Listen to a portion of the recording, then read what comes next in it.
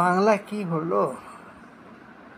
চলচ্চিত্র শিল্পে একজনই কাণ্ডারি, নাম তার ব্রাত্য বসু।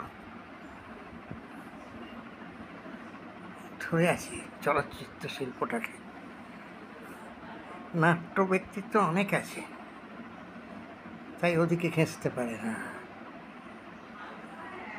নাটক করে ওঠে। কিন্তু এখানে তো মনোবলী অরুন্ধমশীল, এ মেয়েবাজ একটা লোক, একদম ডিবচ। এটাও চলচ্চিত্র শিল্পে করে খাচ্ছে।